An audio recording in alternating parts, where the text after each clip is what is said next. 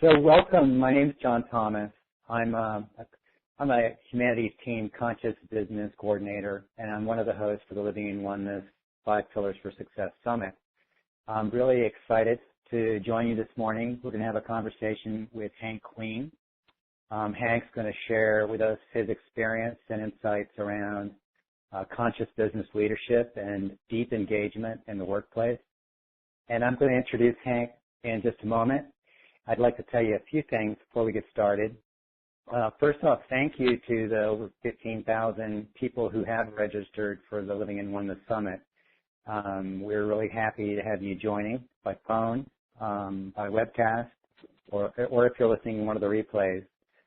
And I want to also thank those of you that have gone ahead and purchased the upgrade package. It's a great way to get all of the recordings for the entire program, and it also provides good support for the Humanities Team for the work we're doing here, mostly volunteers doing this work. While we're during the session, we'd love for you to post any comments or questions, any ahas that come to you. You can post these right on the page for Hank Queen's session, which is the livingin1.com/speakers/Hank-Queen.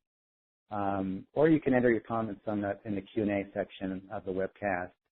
I want to thank Dee Meyer and Nanette Kennedy who are producing today's session. And so for those of you who do enter any questions on the webcast, enter your name and where you're listening in from, and Dee will be posting questions and comments as we go, Dee and Nanette.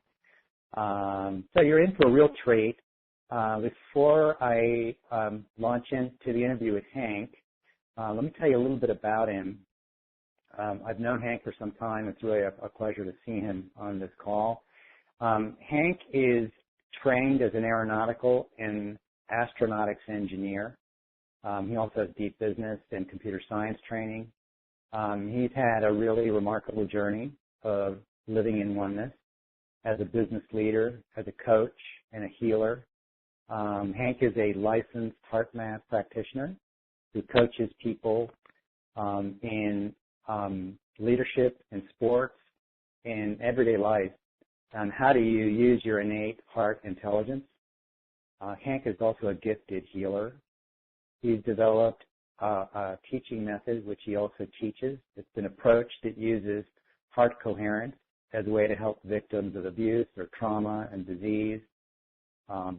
Hank also is a partner in a consulting business, Awakened Heart Leadership, that helps leaders and employees engage both, at an individual and collective level. How do you improve your job satisfaction? How do you improve performance and have a greater sense of connectedness in the workplace?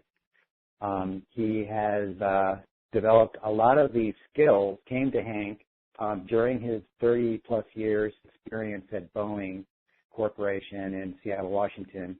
Hank was a VP of Boeing. He led an organization of over 40,000 people and achieved some amazing turnaround results that brought management and union leaders together during a really tough time at Boeing and brought them all together around a common purpose.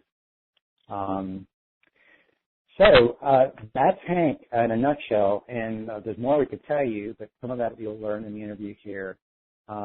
So turning now to you, Hank, it is really a pleasure to be having time with you and to be hosting this interview.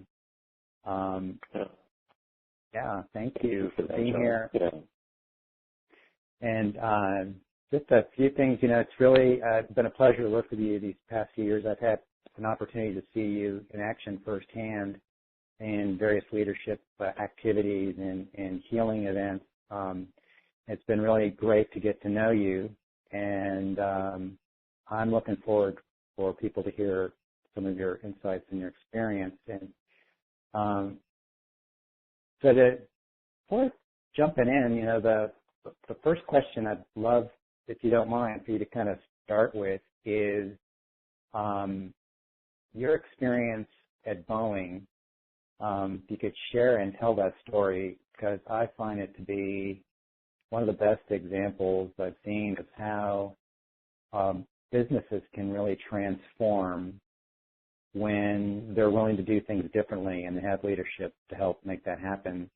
So, when you start recognizing that innate connection of oneness and that heart connection, how it can totally change things. So if you could tell that story, Hank, and I think really I was really amazed if you could paint the picture of kind of the tough conditions that were there when you began this work at Boeing. Okay. Well, and first off, John, I appreciate it. I thank you, and I thank the people that are listening to this. And it's been a joy working with you and learning from you as well. To describe the situation, as you said, I worked at Boeing about 30 years, started there as an engineer, and then I would call myself a reluctant leader, found ways to try to connect with people and help people, and either got rewarded or punished, whichever way you want to look at it, by continually getting promoted to higher and higher levels. And in early 2000, I was leading an engineering workforce in Everett, Washington, north of Seattle, which mainly worked on the bigger airplanes. And the engineering workforce at Boeing, total Boeing, was about 22,000 in the Puget Sound area, of which about 17,000 of them were in a union. And every 3 years they had a union negotiations, and every 3 years it came to a satisfactory conclusion, and that was the way it went. That year, things didn't go well for a number of reasons that there's no need to get into, but the negotiations were very contentious. The union was very unhappy with Boeing's offer. They couldn't reach agreement, and the union went on strike, first time. So the engineers walked out, and it was the largest white-collar strike in the history of the United States, and still is. And 3 days after they went on strike, I got my next promotion, which was to be in charge of that workforce. The way I describe it is I got promoted to be the captain of the Titanic after it hit the iceberg. The moments of enjoyment were very brief. It was a real struggle to get work done. Most people were absent from the workplace. Within about 3 or 4 weeks, though, the negotiations came to a conclusion. The strike was settled, and everybody came back to work. And I thought, now I can finally settle into my job and, get some things done. And that didn't happen. What did happen instead was the people that went on strike, when they came back into the workplace, were aggressive and militant and very negative towards those people who hadn't gone out, because it wasn't a closed shop when they started the strike. They won a closed shop provision in their contract after. And those that didn't go out were very angry that they had been left with all this work to try to do, and they weren't appreciating the behavior of the people that did go on strike. They thought it was unprofessional and all these kinds of things. There was a lot of very, very toxic stuff going on in the workplace. Abusive, attacking, negative, and so it became a really, really negative place to be working, and our attrition rate quadrupled. In a very short period of time, we went up to 4 times the amount of people leaving the company. And some of them I spoke to, and they were 20, 25, 30-year employees that said they can't stand working there anymore. It's too awful in the workplace. Wow. What an assignment to step into. Yeah, it was ugly. And, of course, that kind of behavior in the workplace is extraordinarily distracting and also cause people to pull back into themselves. So every performance metric that we had of any kind went in the toilet. And I think it was disastrous, and many things weren't happening that should have been happening. We were overrunning budgets, overrunning schedules. But the part that really hurt me was seeing the trauma that was taking place in the workplace, and had the good fortune of a team of people who came to see me and my leadership team, and they made a presentation called A Cry for Leadership, and talked about how bad it really was. One of the lessons I learned as I got promoted a lot is when you get to a relatively high level, you really don't actually know much about what's going on deeper in the organization at the working level. And they brought that story into the meeting, and I literally sat there with tears in my eyes as I heard how bad it really was. And then they looked at me and said, "You are the leader, aren't you? And so shouldn't you be doing something?" Pretty hard to ignore. And just to take a step back, my whole model of leading was always leader serving my teams. I saw my job as being there to support them, help them.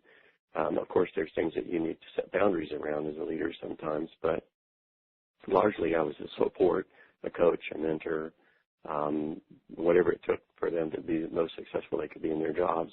Now I had this very large organization of over 17,000 people, and they desperately needed something, and I didn't know what it was.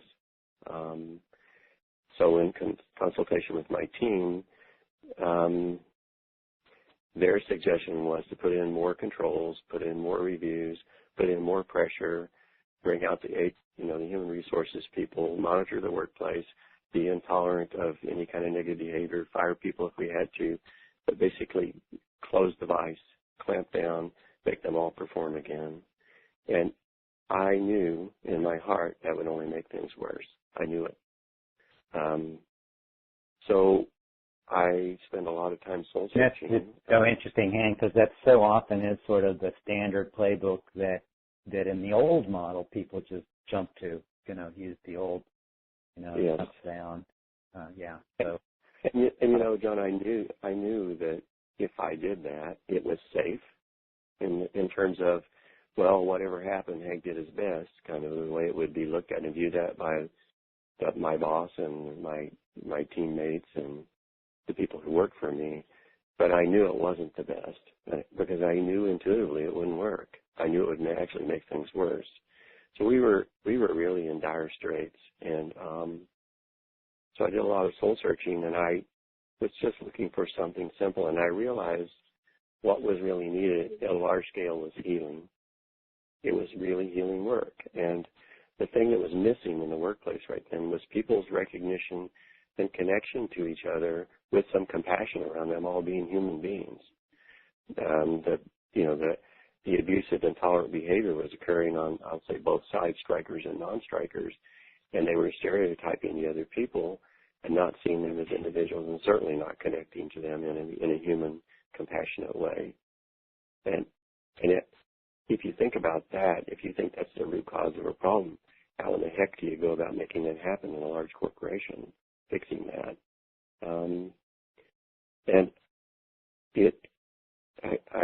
I listened to people, I talked to people, and we came up with this really simple thing.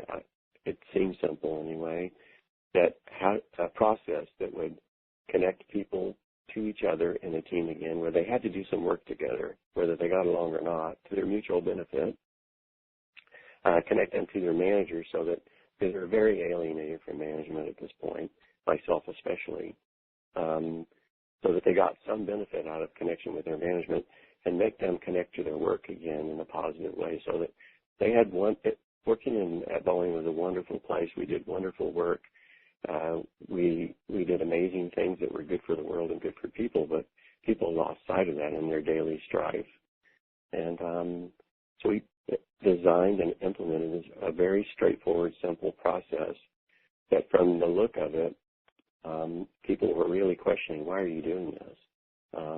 How can you possibly think this will accomplish anything when what's needed right now is the really stern parent mode? You kids stop fighting, or you all get a timeout, kind of an approach. Mm-hmm. And do you want me to go ahead and describe what we did, or?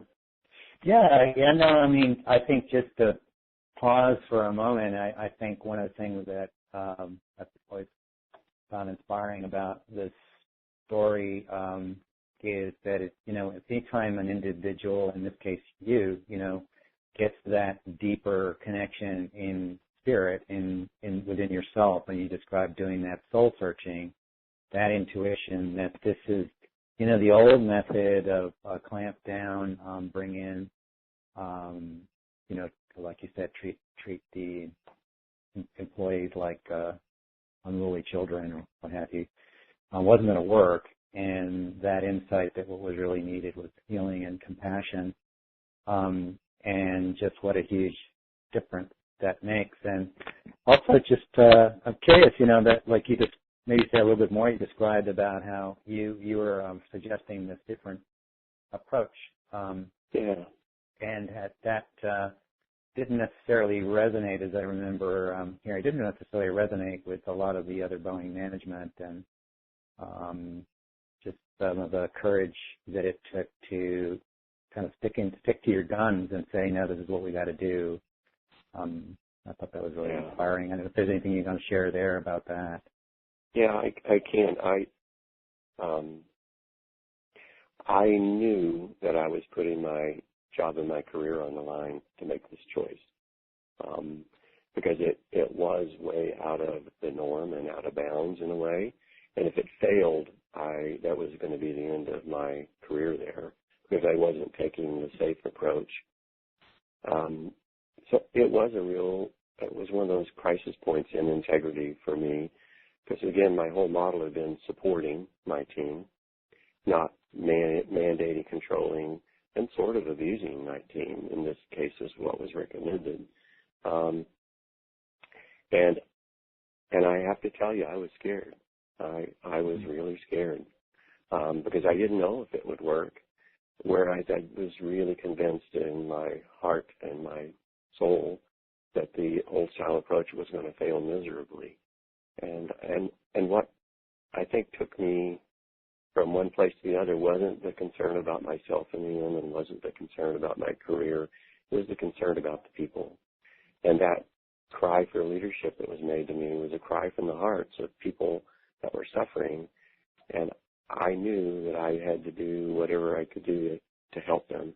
And if I failed, at least I'd know that. Whereas if I didn't, and I just hoped it got better somehow, I knew I would have failed them immediately just by making that choice. And I just couldn't do it. So we had quite a few, and I won't go into the whole process of how we did this, engaging my own team and making a decision and a choice to do this. But in a very simple way, we went into what I'll call an asking model rather than a telling model. The telling model is that you have to do better, you have to get your work done on time, you have to meet your cost goals, you have to stop fighting. That's all the telling model. Way to go. And what I want to do is go into an asking mode. So if you want to know what will make people connect their hearts to their work, connect their hearts to each other, connect their hearts to their leaders and their company, if you don't know the answer to that, what choice do you have but to ask them? And that was also not a part of the normal paradigm. I remember I'm leading a workforce that's largely technical in their heads people, and nobody ever wanted to admit they didn't know anything. So that was a big departure. But what we did was we asked two simple questions, and we had one very straightforward measure. And the first question was, how do you connect people to their work? How do you get them to bring their heart to work again instead of leaving it at home? And it was, what do you care most about at work and why? And then you had about an hour-long discussion with an employee and their leader, and out of that discussion came something that was truly important to them. And if you listened well and asked enough questions, you would find something they had a really heartfelt desire to do at work or to accomplish or to feel. And it often fell in the realm of recognition for doing a good job, or getting to learn more, or an opportunity for a promotion. And those were the top three things. And the fourth one was, to get a raise. And when you asked them why a raise was important to them, of course they said they wanted more money, but it almost always turned out they wanted more money because it was a recognition they were doing a good job. And the way we used that question was, they sat down with their leader, had this discussion. They had built a plan that had steps that both of them had to perform to help that employee get more of that in their work. And that connected to their manager in a positive way. And their manager learned more about the humanness of this person. And in that conversation, often the manager would say, that's important to me too. And something else is important to me. And they learned that their leader was a real person. So it brought the human aspect back in that simple conversation and that simple plan, and in partnership to make the work more meaningful for them. So that was a powerful swing right there. The second question had to do with connecting them together and to their work again, and that we asked the team anonymously to say what needed to improve in the workplace. What were the biggest opportunities for improving their work? And that's pretty common in a lot of companies, especially people that are into quality improvement. The big difference is they usually submit these ideas. Somebody makes a choice for them, like their leader or their leader, and tells them, back to telling again, what they're going to work on and what they're not going to work on. In this case, we said, you will respond. You as a team will get together. You will make a choice on something to work on. You will decide how to organize around it, and you will decide what the change is going to be and how to implement it. And then you'll do that. And your leader's only role in that whole process is to support you. They don't get a vote. That's a huge, I mean, I'm thinking in most corporate cultures, what a big departure that is. It's a huge vote of trust and empowerment. And, wow, that's pretty amazing. It was a big change, and it scared the managers. It scared the leaders. Both of those questions scared the leaders because they weren't sure how they would answer either question. But it seemed like a powerful and effective way to give them back some feeling of control about their own work, some feeling of pride in their own work. And when you want to know how to improve anything, what you do is you go ask the people that know the answer to that question. And it may, in fact, be the leader, but oftentimes it's not. There's no leader in any organization that's done all the work in that organization. They don't really know where the issues are, where the problems are, where the opportunities are. So we set the teams to work doing that. And when they got one thing resolved, they did another. And when that was resolved, they did another. The third question that we asked was the one that actually caused the most alarm in the workplace. We asked them on a scale of 1 to 9, how satisfied are you with your work and your team? And so that we wanted a numerical score that we could average and see if we were making progress, if we were moving in the right direction. We had an annual survey done at Boeing, like most large corporations do, and included in that survey was this Gallup called Q12. It was a score. It measures the engagement level of employees. And coincidentally, right after the strike was settled and we were in this pit, they did the employee survey. And, of course, the organization got the lowest scores it had received in the history of doing this, which was pretty long term. So the scores were way down. And I didn't want to wait a year to see if, we were not thinking that we, in fact, might be riding the Titanic and moving in the right direction. So we had them repeat this question every 3 months, and we looked at the scores. The score itself wasn't alarming, as what we said about the score was alarming. It was going to be a huge factor in whether the leader of that team got a raise or not. And that's where the concern came in, because they said, well, that's a popularity contest. We're not out here to win popularity contests. We're out here to manage a workforce. I said, I'm not asking them about you. I'm asking them about your work, knowing full well that the leader has the most control over the culture and environment in the local area that their team works in. Sets the tone, sets the way it goes, all of that. So it was genuinely a scary process, and not having a lot of time, we implemented this across all 17,000 people in a 2-month period. And then we waited.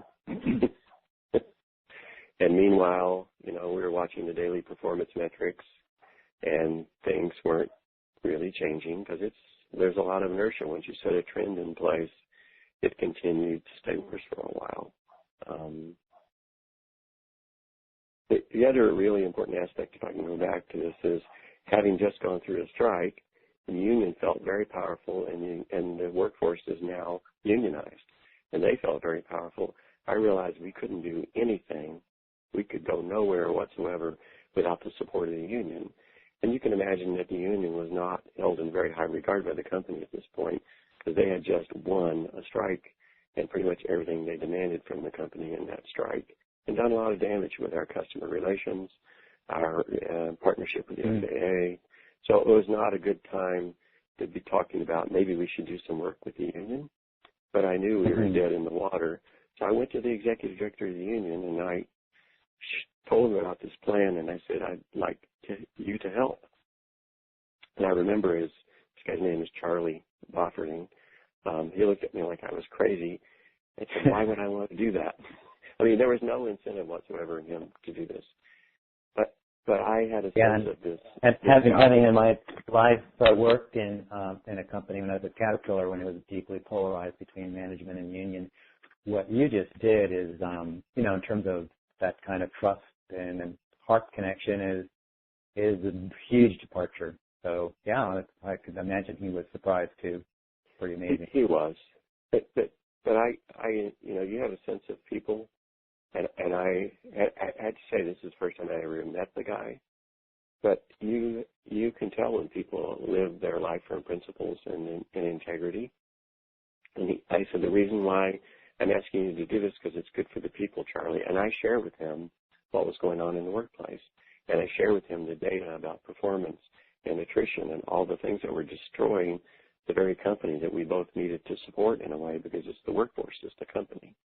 And he said, well, I cannot actively and say I support this. I said, can you at least assume a position of neutrality on it? And he did that. And so at that point, every single thing that we did in partnership. Every team had a union partner in it. We started a shared leadership team, the union executives and my executives on a team, to find things that we could do in support of each other, in support of the workforce, in support of the union, and support of the company. And I came under a ton of criticism for that from the company too, because it was like I was betraying the company to the enemy. But I also knew it wouldn't work without at least them giving us a pass. Because if they said anything negative about it, it was over. So Charlie basically went in this position of, I don't know if this is going to work, but let's give it a try. And so we embarked on it. And we took this baseline survey of the numbers, and then 3 months later we got another set of those measurement numbers, and they were moving up. And they continued to move up, and they continued to move up. And when we did the employee survey a year later, there were significant improvements in attitude. And then I remember this clearly, because very unfortunately in the middle of this process, 9/11 happened. And we had a major loss of business, as you might imagine, because the airplane industry was impacted universally, especially airlines and air traffic. We went into a very significant layoff mode, and layoffs are not usually morale-building activities. We managed our way through that with the union and tried to do it in a humane and compassionate way. And 18 months later, after we'd implemented, because it took 6 months from this other survey before we were fully in, we did another survey. So this is basically, it was 18 months after we started this process. And we had a 32% improvement in productivity, and that was hundreds of millions of dollars saved, and I can't share the exact number. So we were getting our work done with somewhere not a lot below $1 billion in cost savings. So that was important from a business perspective, and we didn't talk about that. We didn't go in search of that. That was a symptom of a much more efficient and effective and happier workplace. The things that really made my heart sing was that employee satisfaction went up 60%, at our Gallup employee engagement score, which normally people will brag about a 1 to 2 to 3% improvement, had gone up 58%. Wow. And so really astronomical. It was astronomical. Yeah. I don't know how else to describe it. And it was, we were measuring these distances from the lowest it had ever been, but the scores we got were by far the highest that had ever been achieved by the organization. And they were doing it themselves. All we had done was ask them some questions and give them permission to answer them and take action around those answers. Yeah.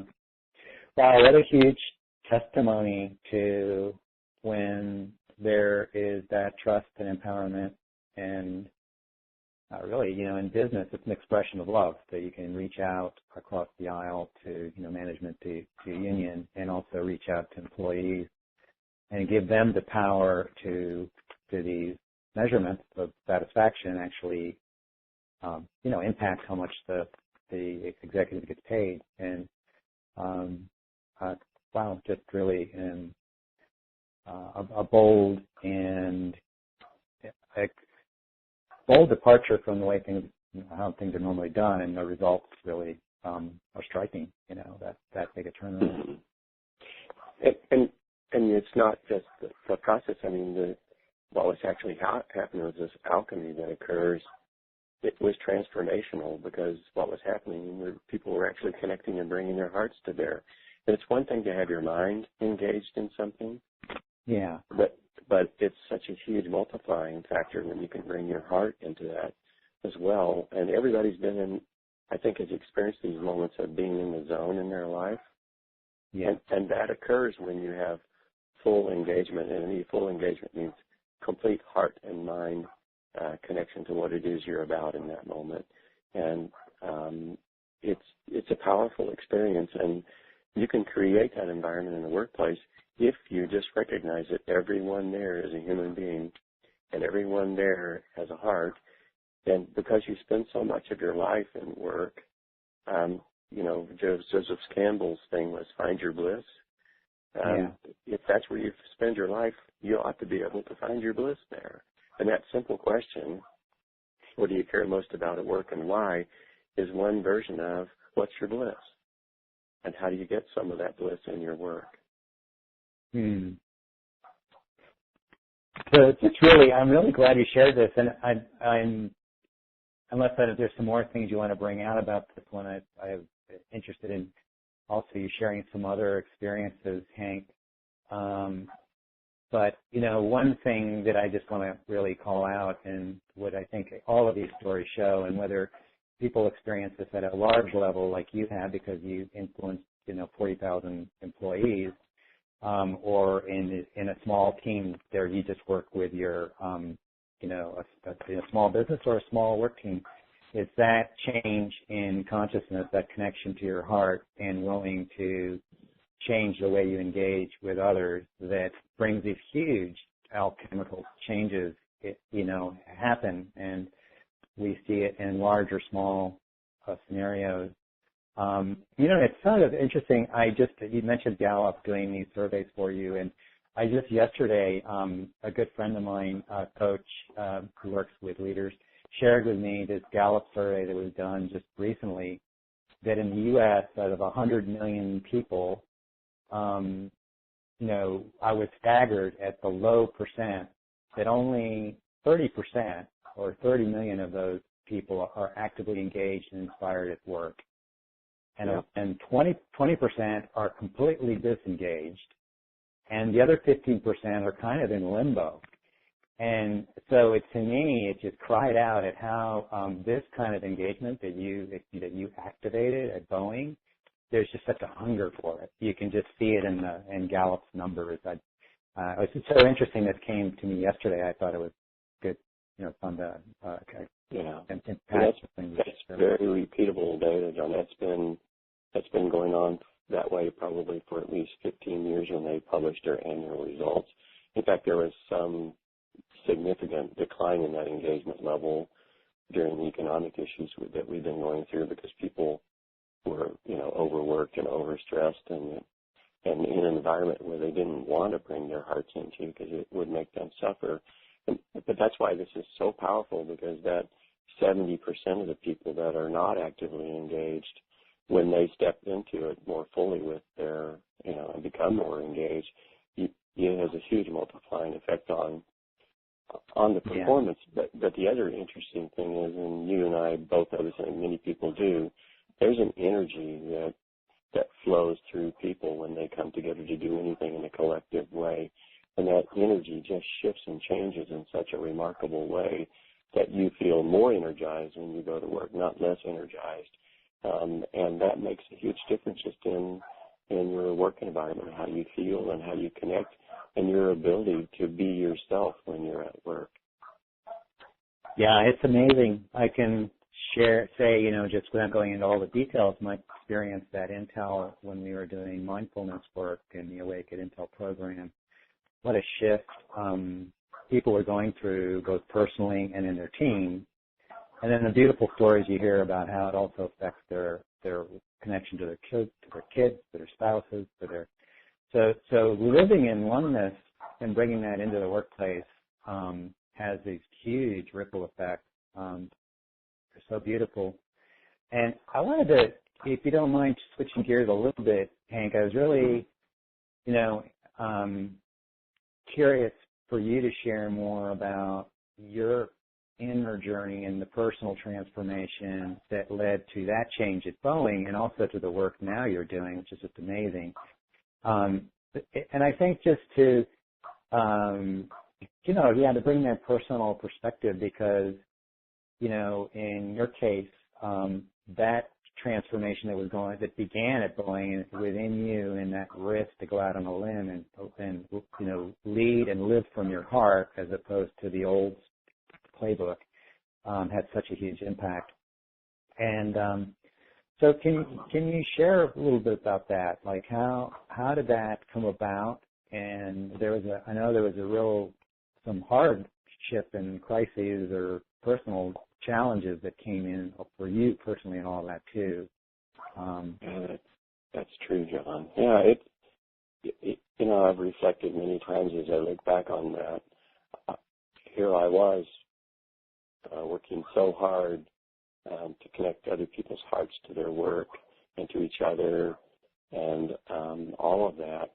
And in the process of doing that, I was speaking and leading from my heart. I wasn't really listening to my own heart. And as I said earlier, I always felt I was this reluctant leader. And that being in, kind of ever moving upwards leadership positions was hard for me, and it was never comfortable for me. And it's true of any large corporation. There's really positive things that are going on and really negative things that go on. And both of those are sometimes far beyond your control. And I got sick. I got really sick at Boeing in my 30th year there especially. And I have a congenital heart issue, and that really reared its head in a way that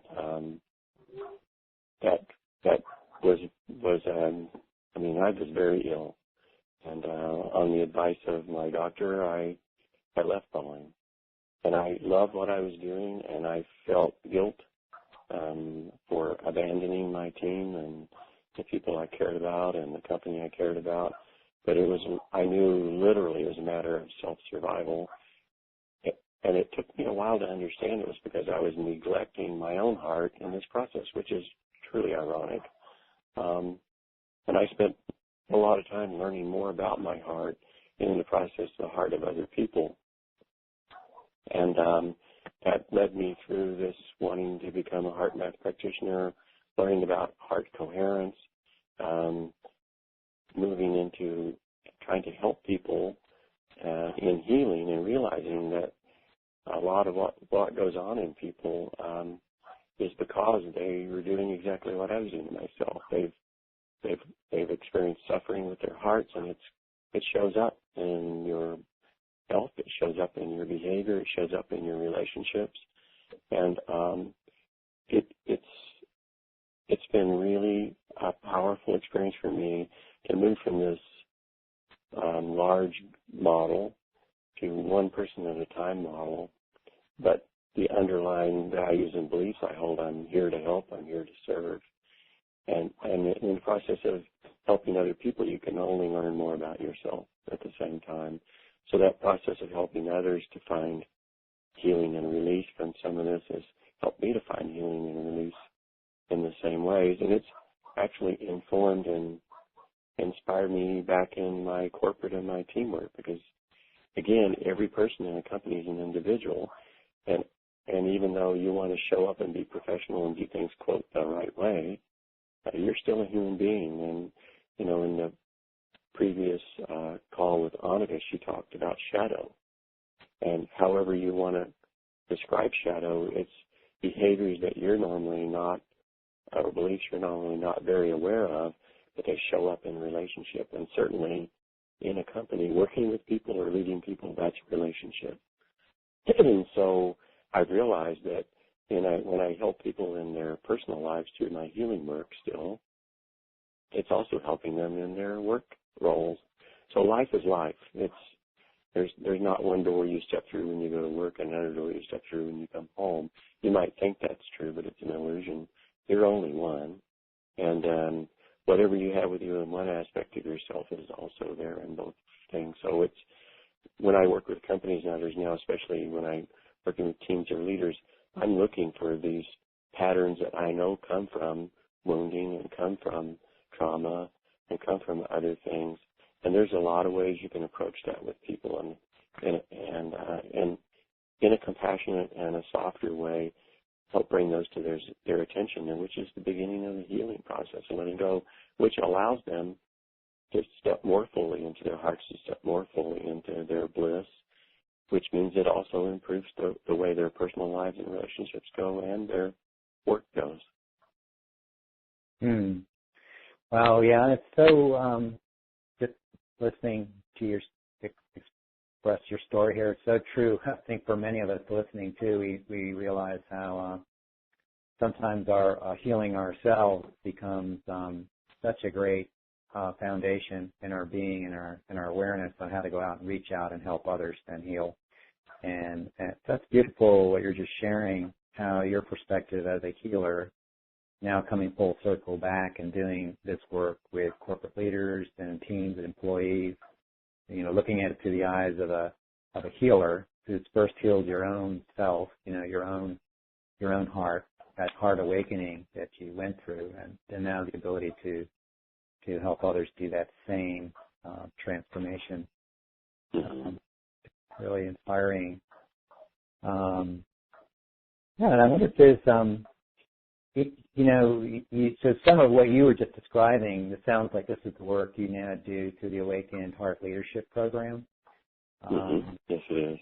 Yeah, I'm really, I don't know if there's anything else you wanted to say about that, or I'm curious also for you to share a little bit about your experience in the healing work you do.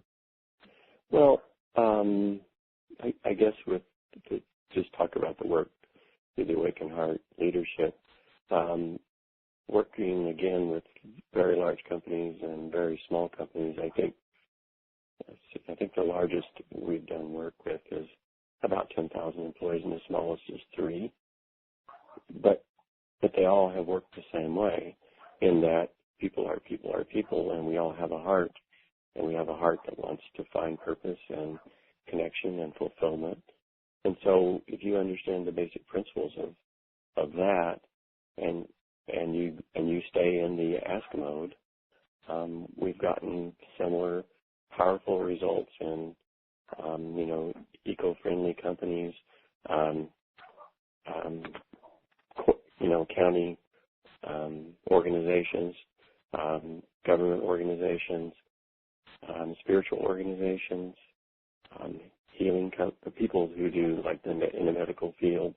So from a golf course, you name it, because it's really goes to the root of what life is about. So it's very effective in all that way, and it's great doing that, and it's very, very reaffirming for me, because I call it give people shiny eyes. There's a traditional Chinese medicine, when you do an analysis or a look at someone to see how they're doing, one of the things you look at is heart shine. How much heart shine can you see in their eyes? And when they are not engaged in life or anything, people have very dull eyes, and when they're engaged, they have shiny eyes. And when I'm talking with companies and I go in and do some assessment, the most profound and yet simplest assessment you can do in a company, and anybody can do this, to walk around your workplace and look into people's eyes. How many of them have shiny eyes? How many of them don't? look at yourself in the mirror when you're going to work. What do your eyes look like? Do you have shiny eyes about that experience, or is your heart blocking now, not clear? So it's that it's that kind of thing that we do in the consulting thing, and our vision is in enriching lives by inspiring engagement. Very simple. It's out there to try to make a positive difference in the world, which is exactly what I try to do in my healing work. And I could get into a lot of the details of it, but it's actually quite simple in that your heart is alive and it thinks and it feels, and it can get overwhelmed as much as your mind. And when things that are stressful and emotional happen to you, and they happen to everybody, a big part of life is suffering. And your heart doesn't know what to do, and it holds on to things that cause you suffering, and out of that suffering comes behavioral things and other things that are not good for you. And if left untended, they can result in serious disease and poor health, and also just can be devastating to how well connected you can be in your relationships. And I've found through just knowing and learning and observing and researching that there are very effective ways not only to put your heart to work connecting with people, but moving energy and at a very deep scientific level, releasing some of this from your body in a way that can just have a profound effect on you in just a couple of very short, simple sessions. And because it's handing back to your heart again some control and some responsibility for allowing you to lead your life. I think the optimal way to lead your life is in your heart, and from your being in your heart, allow the doing to arise. And when you do that, life is so much simpler and fulfilling and richer. Yeah, that's beautiful. So true. As I think many of our listeners have experienced, and it goes beyond just living in oneness in the workplace, but to your family, your relationships, and all the 5 pillars we're talking about in this summit. Yes. That's beautiful. And as I'm reflecting on some of the things we've covered here, and I imagine some of the listeners here may be thinking, well, that's Hank Queen, and he was this big executive at Boeing, and so he's so gifted in what he's done. And yet, as we know, everyone has an ability to impact their environment, and people may be listening to this and going, well, I don't have the right skills or may not be in the right senior level position to make a difference in my workplace. And I'm just curious, what would you say to people that maybe have some of those reservations? I've had it demonstrated in my career over and over again that no matter where you are, you can lead from where you are. And even if that's just self-leadership, by connecting to your own heart and making differences in the way that you lead and live your life, you start making a difference right then and there, and the people around you react to that. But you don't need to be in a position of, it's a role where you're given a job to be a leader to make a difference in the workplace. Everybody has interactions with everybody. And if you approach this, even silently, but in yourself, you ask yourself those questions: what do I need to care about my work? What do I care about the most, and why? And what really needs to be done here to improve this place as a place to work? And when you're working with another individual, ask yourself that question too. You don't need to ask them, although you certainly can. What can I do in the way I work with this person to better serve them and help them enjoy this work relationship more so that they can bring their heart in? You can make an amazing difference in shifting in your own team, in your interaction with customers, your interactions with suppliers. Doesn't matter where you are, and especially if you take that approach into your family, your relationships, you'll see a huge shift. Because people sense when you're actually listening, not just telling. Yeah, that's beautiful. I'm just thinking about that too, Hank. My experience of that is what you say is so true, and think about what you expressed as the shiny eyes. When our heart is shining through our eyes, when our awareness and consciousness is shining through our eyes, it's amazing how infectious that is. How it affects.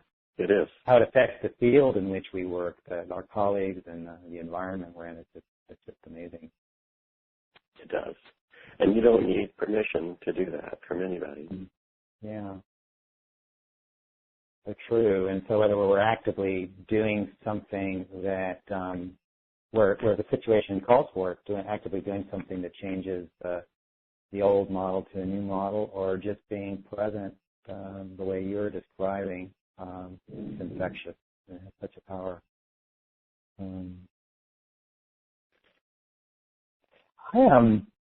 I think there's so many beautiful threads to what you've shared, and so many of the threads that are coming through the other sessions at the Living in Oneness Summit and the 5 pillars, I think speak over and over again when we find our own particular way to drop into our heart and drop into pure presence and being and live from that, all the miraculous ways it can impact our work environment and our life. But today we're talking mostly about the workplace. I'm going to shift gears a little bit. We're getting towards the end of the interview, but to open it up a little more broadly, I'm curious to hear some of your perspective, Hank. I always enjoy your take on kind of where we are, as a species, as the collective awakening of humanity right now. There's so many amazing things happening, and we find ourselves in such an amazing time. There's so much transformation happening in business, but not just in business, in culture and in all walks of life. I don't know. This is a pretty open-ended question, but I just wonder if there's anything that's really up for you these days that's really moving you in your awareness of this kind of innate oneness and how we're experiencing living in oneness as a culture and as a species. I do, and I think all of us sense in many ways, in many levels, there's something afoot, and that something that's afoot is a huge shift in evolution. And I was also at this same conference with Richard Rudd on Gene Keys, and I love the way he puts in perspective on what's happening, that when life began on Earth, it was all single-celled organisms, and they were wildly successful to the point where they were going to bring about mass extinction of themselves because they were consuming all the resources in the environment and creating, toxic waste for each other.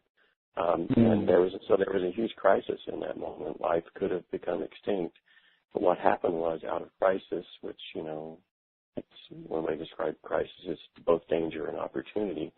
Suddenly, these multi-celled organisms came into play, where cells united to help each other, because that's really what's going on in a collective, and became more effective and efficient, and then differentiated in ways where they weren't all fighting for the same resources, but distributed themselves along literally a food chain. And so that was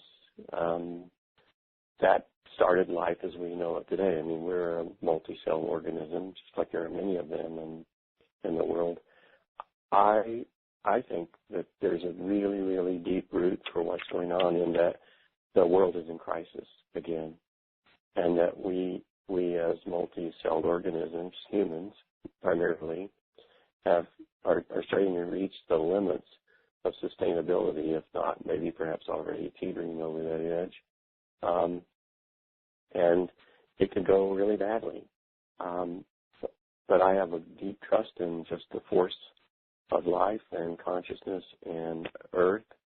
And I think that we're on the verge of another huge evolutionary shift, and that we're moving from multi-celled organisms to multi-organism consciousness. And that may initially show up as a collective consciousness among people, but I have a feeling it's going to show up in a collective of all life, because that's really the only way we're going to survive this experience. It really is when you think about it. You can't solve this through technology. You can't solve it through individual action. It can only be solved in a very global way and a very integrated way. And so a lot of what we're seeing is a move into oneness, this move into collective consciousness, all the things that are going on that I see around me in so many different ways are a part of that energy and that field shifting to say this is needed and it's needed urgently, it's needed now. And I have great confidence that it's going to happen, and all things happen one person at a time, one being at a time, one piece of life at a time, that it's going to show up as this unified, amazing change in the way that we live our lives, the way we see each other and those around us, and especially the way that we treat each other and this wonderful earth that we all live on. Beautiful. Yeah, I'm just so resonating with what you're saying. And I was thinking of that Eckhart Tolle, one of the Eckhart Tolle quotes I love, is he talks about, a caterpillar in its last stage before metamorphosis is just kind of chomping around, eating as much as it can, and really increasingly all its cells becoming dysfunctional. It's really the whole system kind of going into what appears like chaos, and yet what it leads to is the cocoon and the butterfly. And so I agree with what you're saying. Amazing to take heart in what we're seeing. The dysfunction is part of the evolution. The only other thing I'd add to that, though, John, is that this stuff may be happening collectively, but it takes individual action. So I think there's a call. So like I got my call for leadership, there's a call for leadership out there amongst each one of us to do what we can do to help move us all in that direction. And I think it's a call to awaken. It's a call to connect. It's a call to see reality for what it is, and especially a call to action to do what we each can do to help this change take place, because it's not magic. It actually requires action on our parts. And it's so amazing how once we take that step, how everything, it's like the wind fills our sails. So much comes into our life. Synchronicities show up and are amazing. And we're actually running up right against at the end, and I have a couple things I wanted to say. But real quickly, Hank, for you, last comment, anything, is there a site or any place you would send people who want to know more about your work? We do have a website called awakenheartleadership.com if people want to take a look at the engagement products and services. But they're all built around this heart connection model. So if anybody's interested in that, if they want more information, if they just want to know how this process works, I'm happy just to give them that information if they want to contact me. Great. Thank you. And I know we're going to have a hard stop here in a couple minutes, but it just stops. So I want to thank you, Hank, profusely and profoundly for everything you just shared. It was beautiful. I want to remind everybody this is a great time. If you do the upgrade series now, you'll get $100 off the complete purchase. It's an amazing program of all these sessions of the recordings. And remind everybody that on tomorrow on Monday, there's 3 fabulous sessions coming up.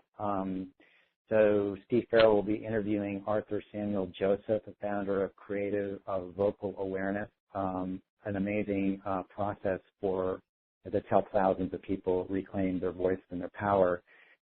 Dee Meyer is going to be meeting with Debbie Sitavosky, who is a transformational author and speaker, spiritual teacher, about her gifts and for empowering women in their lives. And then Dee will also interview Eric Knaus, who experienced a spiritual awakening in 2007 and shares his experience of how we can come in touch with our innate true nature and presence now, in the moment now, and becoming awakened to our presence. I want to thank everybody that's helped with this program. It doesn't cut off here too quickly. They're all the volunteers helping on this program, including Dee Meyer and Steve Farrell, who are helping co-host this. Nanette Kennedy, Terry Beach, Todd Tramer, Melissa Pori, Julian Cole, Jewel Alexander, Eleanor Healy, Debbie Sue, and others. I want to thank the entire team and thank all the listeners for joining us here today. Have a great day and join the sessions on Monday. Blessings to all. Thank you. Take care.